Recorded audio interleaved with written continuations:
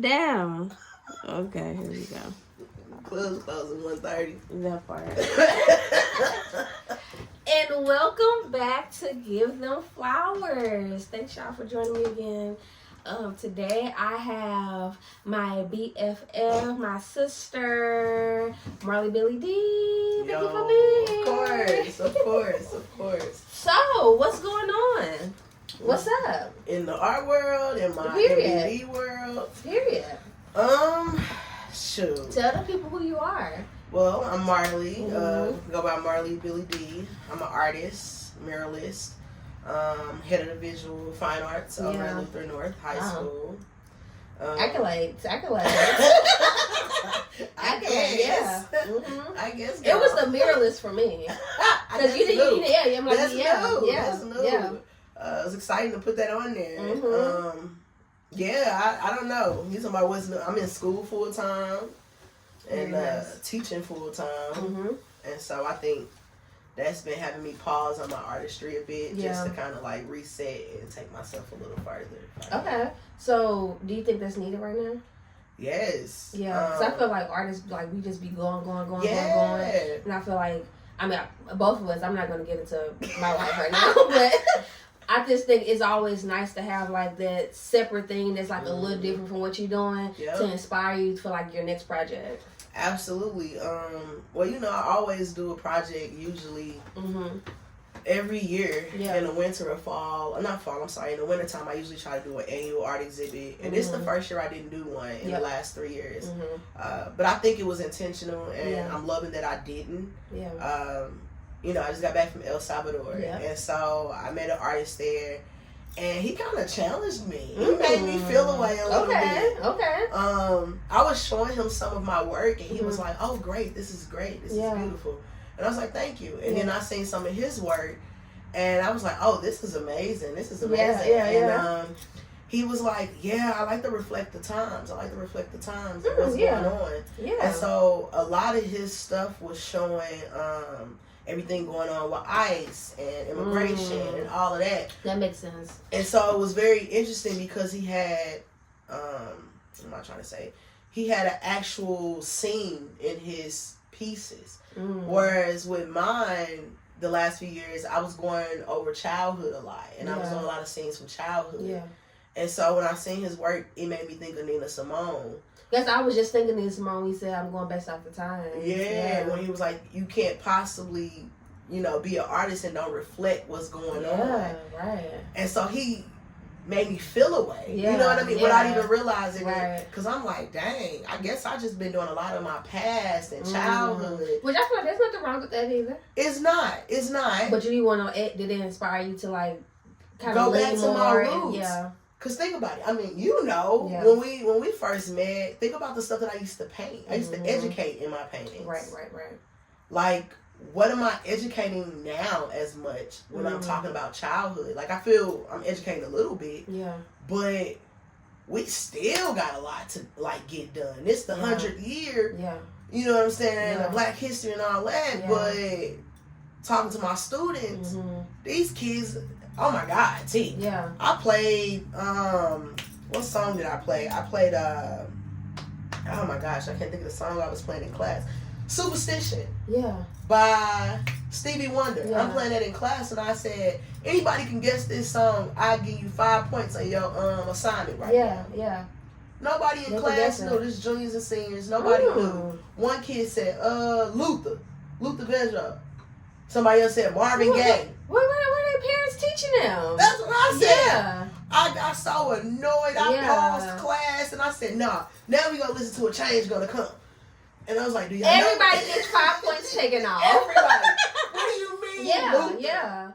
That's crazy. They don't sound the same. That's when I knew then. And this happened this week, actually. So that's when I said, "Oh, wow.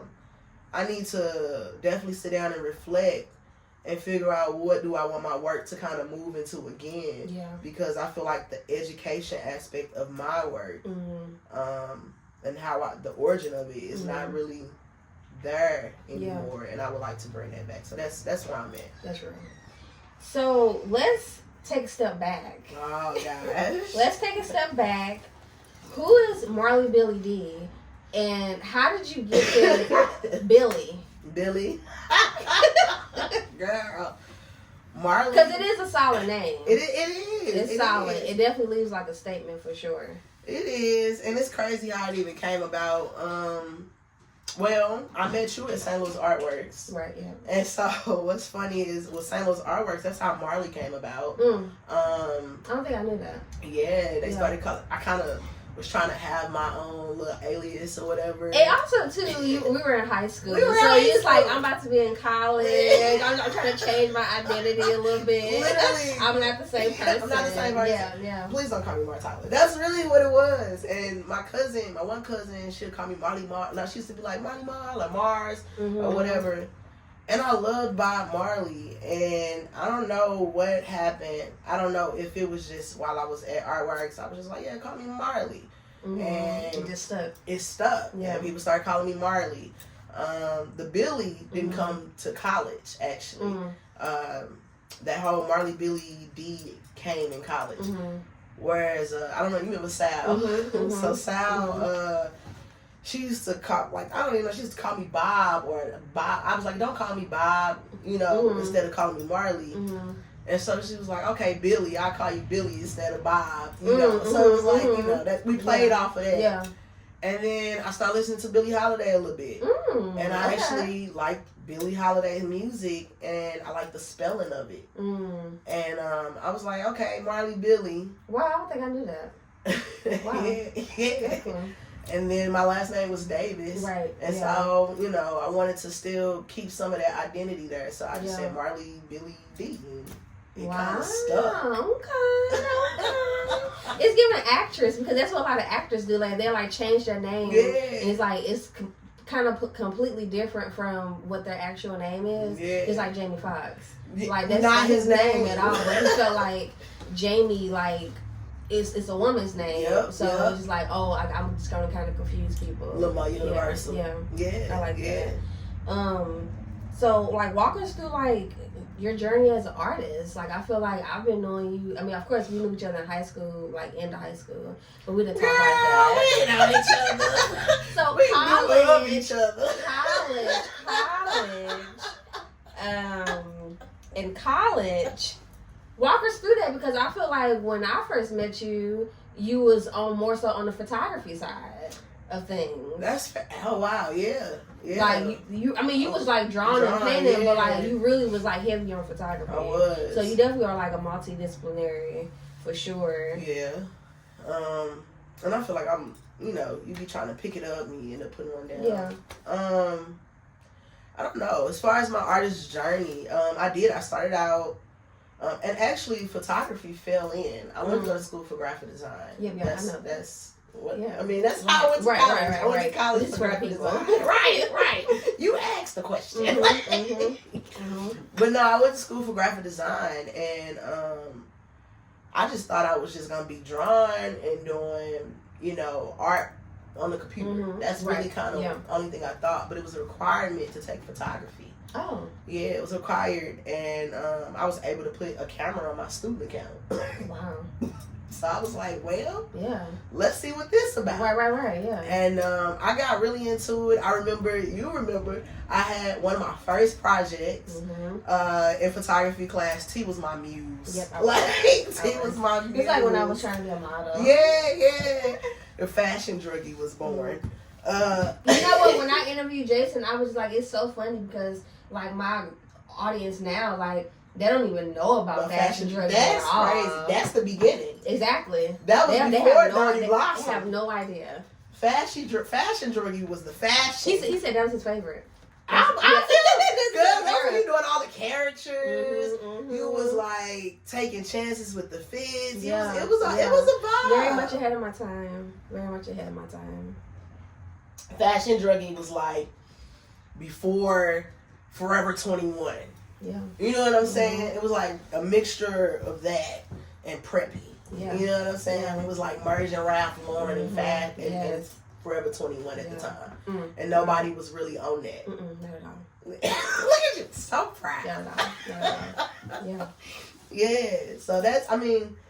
That's when you did the magazine. Yes. So you was my muse, and man, I remember taking my phone. Man, we killed that shoot. We was up at like 12 o'clock at night, playing with lighting, in the bathroom. We rolled up a fake paper to make it look like a cigarette. Yeah, I think my mom was like, what are you doing? Like, are you smoking? Because that's what we was posting on Facebook. Yeah. So, I mean, I think that woke up photography for me. Because I remember taking those pictures back to class. And, we got to do the class critique. Right. Yeah. Everybody was so in awe of our photos. And they was like, it was definitely like editorial. Like, it was. Like what they were doing, in ID magazine. Like it was. We was ahead of our time. It was. Just so y'all know, anytime T and I decide to do a shoot together though, it goes crazy. It goes crazy. It goes crazy. And we haven't done one in a while, but we said we're gonna do something for our headshots. We are. Like, for our February. End of this month. Okay, I think we're supposed to be doing it this month. I think it's on my calendar, T. Yeah. Well, it was supposed to be when we got back, but we didn't set a date. I mean, we both just life was just life, so I wasn't impressed about it. So end of February is great. End of February is happening. Like spring. That's when they'll drop. That part. Okay, very nice. So, what do you think? Like, you being an artist, you're back home. Yeah. What do you think, like, excuse me.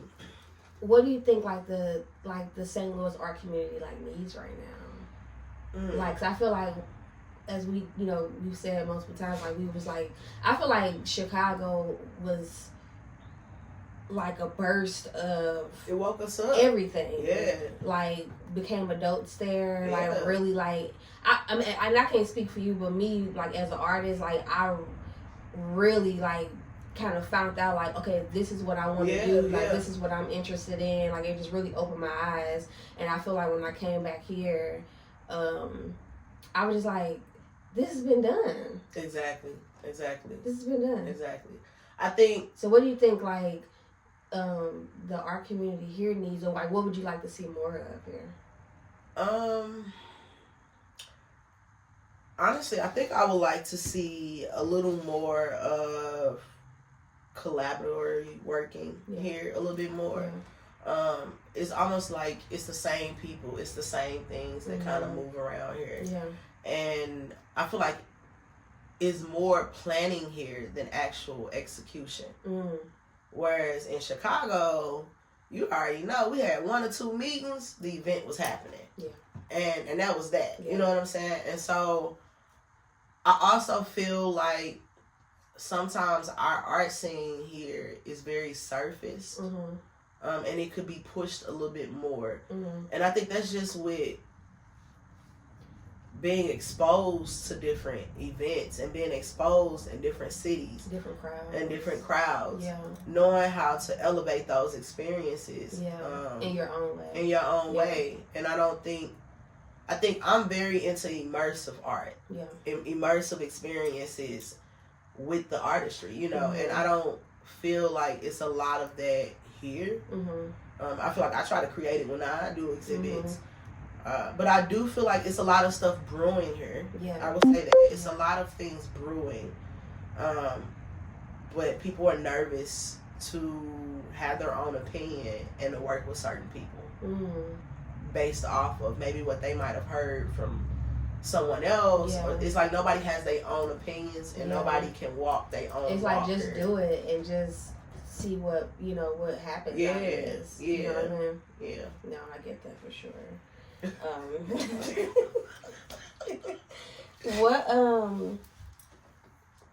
So what can we expect in the near future? Cause I feel like you have been dabbling in a lot of stuff lately. I have. You went and had what's that, this past summer to learn ceramics. To do ceramics. Yeah. You're really getting well rounded and diverse and what art is. Absolutely. Being an artist. I don't know. I would like to I've actually been thinking about, I think I've been like heavily on my mental health right now, like heavily on that. Yeah, that's needed. And so I think I would like to do a book. But I don't want to do your average mental health book. I kind of want to play around with like that graphics, that photography, and I don't know, maybe if I did create a ceramic piece with that and take a nice photo of it and it goes into this book, I think I want to play around with all of those different things and create some type of mental health book, but make it like a coffee table book. What if you did like in the book and you created, and this is only for like a handful of like of the books that you may have, like a special edition, and it's like a hidden compartment of like a ceramic piece that you did. Ooh, I do like that. Yeah. It can be small, something that you would just put on your wall, like each purchase with the book or something. I do like that. Yeah. Yeah. And it's like has like a symbolic meaning or something, like connected to mental health and this and that. Yeah. That's that's really where I'm at right now. Yeah. What do you think like needs to be more, like what needs to happen? Because I feel like a lot of people are talking about like mental health. Oh my God, triggers. Triggers. Right, boundaries. Right. Yeah. What do you think like needs to like what's, instead of, how can people like reword it, or like what are some things like that you're doing that can like that helps like your mental and keeps you in a good space? Well, for starters, I've definitely been trying to remove triggers and boundaries from my vocab. Yeah. Because I feel like we're moving so into boundaries so much and triggers so much that we don't even know how to just communicate anymore. Or we don't know how to just be human. Yeah. You know what I'm saying? Yeah. Like, this boundary word wasn't created for you to push people away or for you to say whatever you want or be rude. No. Yeah. Where is the human in you still? You know what I mean? So for me, how I can say that I'm moving in that mental is I'm definitely asking how am I the problem? Or how can I change the way that I'm moving in certain situations? Yeah. And really doing a balcony view, because we so quick to stand on the balcony and look at everybody else. You know what I'm saying? Like, look in that mirror. Look in the mirror. You know what I'm saying? Like, hello. Hello. Yeah. Shoot, especially in El Salvador, they had this sky of mirrors. You know what I'm saying? So you stand on it, and as you're looking down at as you're looking down at the mirror, you see the sky and you see yourself. So it's kind of like you sitting in all this greatness and you looking at, dang, God is beautiful. So you standing out there looking at it, and you like, dang, God, you got me up here in the sky in the heavens with you. You know what I'm saying? Like, I'm seeing that. Yeah. But then are you really, really looking at it? You know what I'm saying? Yeah. Are you looking at it? Look at yourself. Yes. You know what I'm saying? So I think that was, like, I don't know, that was kind of eye-opening for me, looking at that and being out there. So you said, what am I doing? I'm looking at myself more and not more so looking at everybody else and the problems that they're causing. What did I do? You know what I'm saying? What did I do? Because a lot of people don't do that. No, you know what I mean? Like, you really do have, you really have to take a step back and be like, yeah, I was really shitty in that moment. I was. Yeah. But why? Why? What came up to make me shitty in that moment? Because I'm not just moving around trying to be shitty. Yeah. I mean, or some people really are. Some people are. And I'm not knocking those that are. But I know for me, I'm not trying to walk out and just be a shitty ass person. So what happened to make me feel that I needed to be shitty? You know what I'm saying? And then let's do some re-steps. Let's reset that. And then see, how can I make sure I don't let these different things of doubt and guilt and all of that live in my mind again. You get what I'm saying? Like, I don't know. Like, a lot of times, of course, when you're in fear, you panic. Yeah. And then you do things that you wouldn't normally do, of course. You know what I'm saying? You do things that you wouldn't normally do because you panicking and you trying to hurry up and fix it and point fingers and do this and do that. You're just sitting in it. And I'm just sitting in it. Yeah. I'm sitting in it. I'm looking at all of the other things that's, you know, taking that space up. Yes. So, looking at me, that's what I'm doing. I mean, but that makes me really excited about like what you create next. Cause I just feel like, you know, I was looking at this a while ago, this interview with what's that director name? She's the creator of The Shy.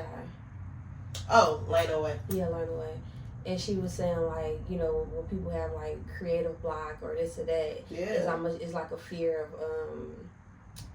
of being vulnerable. Yeah. And, like, putting it all out there. So because you like, got doubt. Yeah, but I'm excited for what you do next because you're not holding back or anything. It's like, you know, this is what it is. And this is what I was going through. Yeah. Yeah. So, that's where I'm at. That's growth right there. That's growth. Yeah. And you done seen me in all seasons. It's same. Look, same. You know, same. We are trying. We are very much adult. This is mid-30s. Yeah. Wow. We are in our mid-30s. I mean, we were just 18.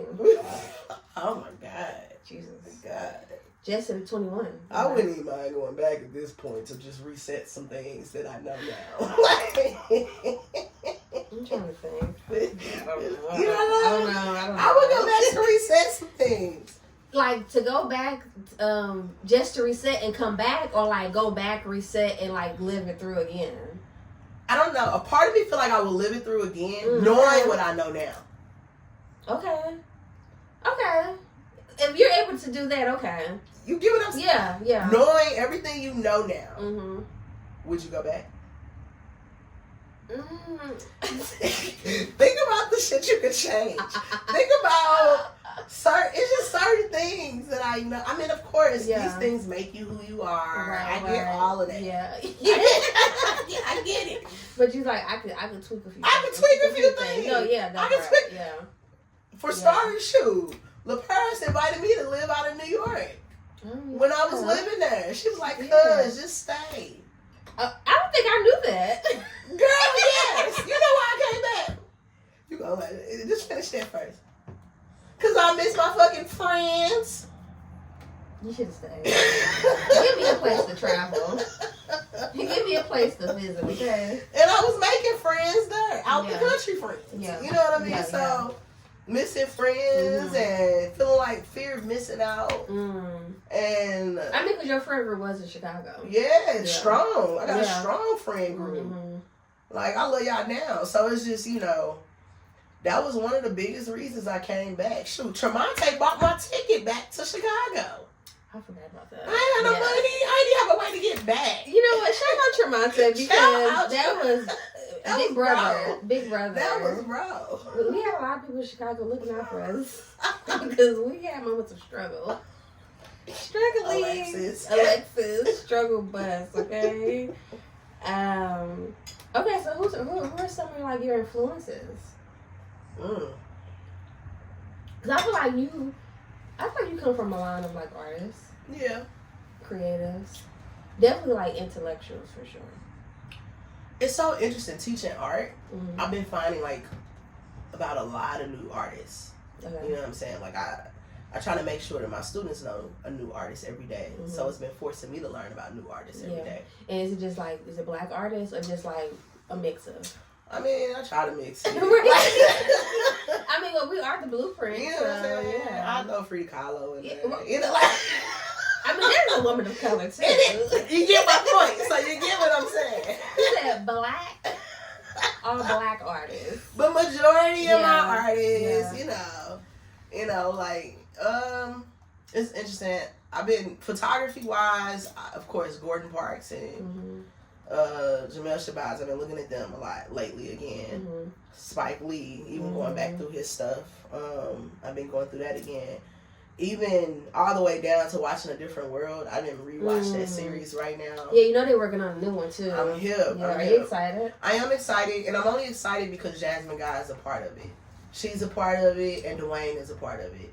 So that makes me excited because I feel like they're going to make sure some of the traditions stay in there. Okay. And they're going to make sure the education aspect is there. And too, the one of the I'm like throwing blanks today on people. People names. You are not alone.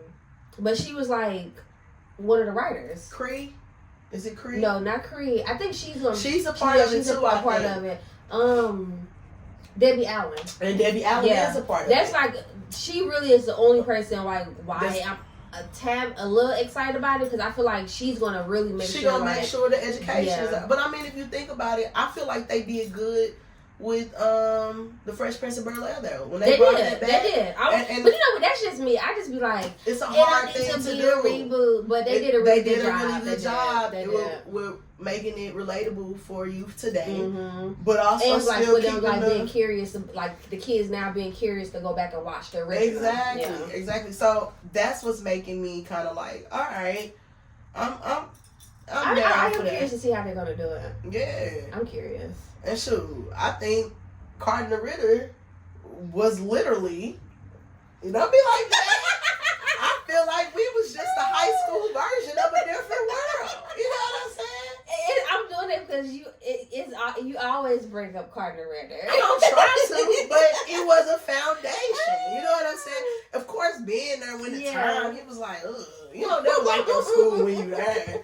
But then when you go back and you think about the things that they implement. No, Carton Ritter is a solid school. You know what I'm saying? And I do love that it's like, it's all black.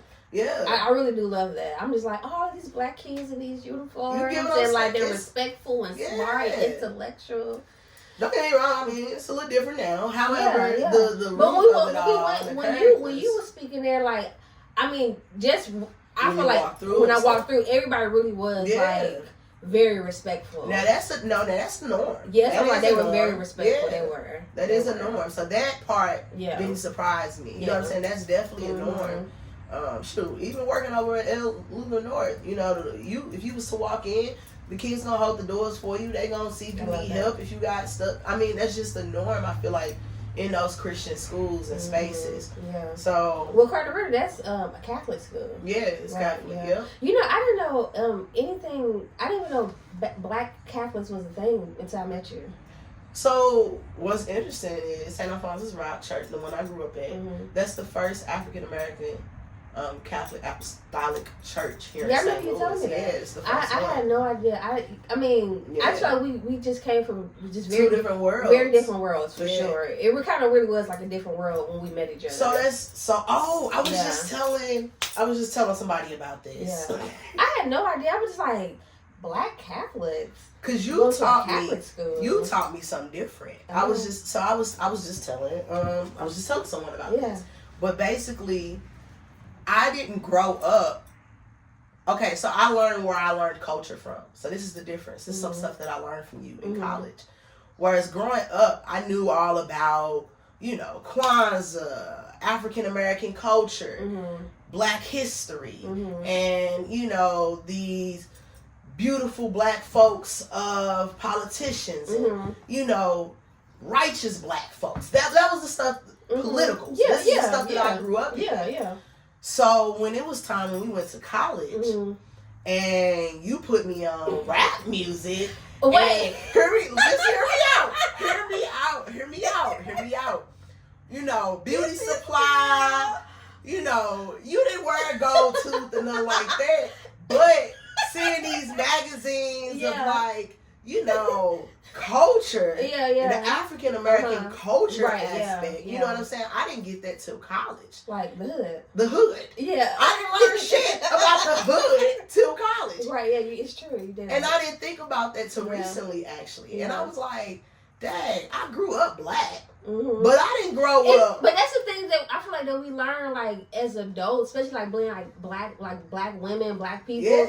It's so many different type of black people. It's layers to us. It's like it's layers to us, but it's also we all kind of have the same experience in a way from our parents and like, you know, our elders, but there's a lot of different black people. It is. It is. I didn't get my nails. I got my nails done a few times in high school, but for real, getting my nails done, dressing a little more girly, showing a little more skin. Of course, I'm, you know, dapping up now, but showing a little more skin, you know, knowing, I know it's crazy to say, but knowing to get a little push-up bra. Yeah. I didn't do any of that.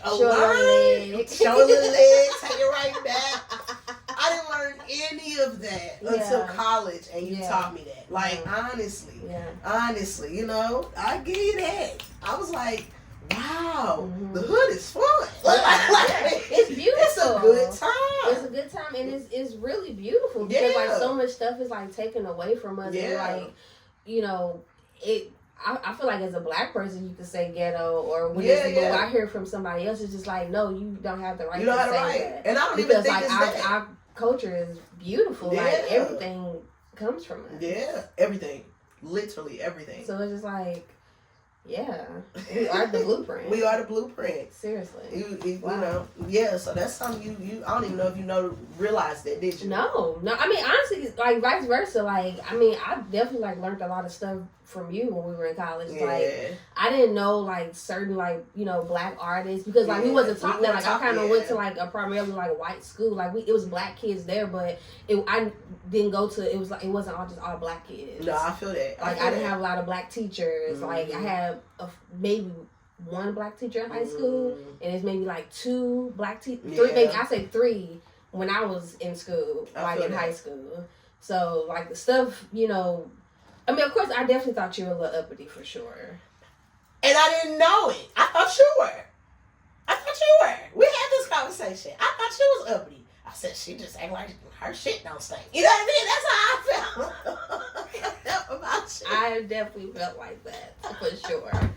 That was like, she went to this private school. Like, I'm just like, who the hell does she think she is? Yeah. Girl. Childhood do a number on you. You know what I'm saying? Like, I got humbled. I got humbled. I mean, I just didn't know those different layers. I didn't know it. You know what I'm saying? When you know more, you do better, and you move differently. Yeah. Like, I won't lie. Like, going to the hole in the wall and stuff like that. I didn't grow up doing that. Right? You know what I'm saying? Yeah. I grew up going to like Salute to Excellence and going to. Going where? Salute to it's a gala, okay? It's a gala. This is what I'm talking about. Girl, she can't pull out a hole in the wall now. Live a little hole in the wall. I know. The drinks are amazing. Yeah, you know, get you a nice little setup. Get you a nice little setup. Setups. Learned about that. You know what I'm saying, girl? I was like, wow, I ain't gotta pay $16 for a cocktail. I can just get a setup and just make my own. You know. But exactly. I mean, happy Black History Month. Happy Black History. Exactly. Oh, Black History. Yeah, those are cute. I like those. Those are really cute. Yeah, but like, I like those. I had to throw one in. Yeah. Okay, so what's filling your cup lately? Shoot, God and me in a way. Like God. Heavy on the God. Yeah. I'm heavy on the God right now, and me. And honestly, like counseling and just trying to learn a lot. I'm learning a lot, and then I'm unlearning a lot, and then I'm learning a lot. So, you know, just trying to break those generational curses, and filling my cup is constantly reminding myself that I am enough, you know, and reminding myself that. And I think, you know, being okay with not being okay. Yeah. So that's part. Yeah, it's important. It is, because we're not gonna always be okay. Like, I love when somebody be like, if you ask somebody, be like, hey, like how you doing? Like how you feeling? They be like, I'm not the best. Yeah. Instead of just being like, I'm good. You know what I mean? It's just like, no, like I'm okay. But I'm here. I'm here. You know, and so I think I want to say And honestly, you know what else been filling my cup is my students. I gotta actually say that, because, you know, being depressed or being not in a mental healthiest state, I will say your students keep you on your toes. You know what I'm saying? Like, I can go to work and not be in the best of state and possibly been crying or whatever it could be. Just, you know, mental is real. And my students will be like, Mr. Marley, who did it? Ooh. You want me to be the mother for you? Who did it? And, you know, you trying to get yourself together and you just like, I love that. But no, it's fine. You know what I mean? Like, it's really like you leaving everything at the door. You have to. Like when you going into like work. I have to. And don't get me wrong, like sometimes it overflows and I'm trying to leave it and I can't. Yeah. But then I also try to remember, like, it's unfair to my students. You know what I'm saying? And they got things going on too. And so it's interesting. Like, I do a praise and worship session, whereas I might half of the class just be praying all gospel songs, and some of the songs be fast, some be slow, and you could tell some of those kids just be singing it but working, and then, you know, and it's like they probably needed that. Like you needed it just as much as I did, right? So exactly. I think that's filling my cup a lot more than I realize it's my job. That's so good, and that's crazy because so who wants to go to work? Nobody wants to go to work, but sometimes we need that outlet instead of just, you know, I feel like being an artist can be so isolating at times. Yeah. It's like when you're working by yourself. You know what I mean? I feel like us, like, you're by yourself all the time. Yeah. Like, of course you may have some people pop in, but like for the most part, like, it's just you. Yeah. And like when you're having a bad day, you have to get yourself up out of that. So it's nice, like, when you can go to like a different space and, you know, it's different energies and personalities and, you know, hopefully, like, they're good and, like, it can get you out of what you need to get out of, and maybe in some way that person don't even know that God is speaking through them to talk to you. Exactly. That something that you needed to hear. Yeah. So, I feel like that's been happening heavy. I love that. Okay, so we're going to do some rapid fire questions. Don't overthink it. Whatever comes straight to the dome. Oh, Lord. Okay, so if you could have dinner with 3 people, dead or alive, who would it be? Like at a dinner party. Who would you invite?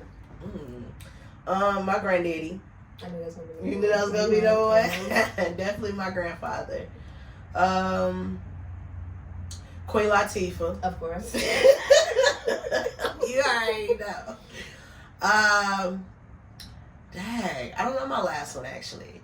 It's a toss-up. Okay, you can do 2 people, but it's like, which one is the first option if the other one had to cancel? Oh, that was hard. Now, if Granddaddy got to cancel, all right, it's cool, Granddaddy. We've experienced each other. I'm going to have to go on and see what Queen talking about. But also, I think my other one would have been Missy Elliott, though. Okay, that's good. I think that would have helped me in the business world as well. Okay, good.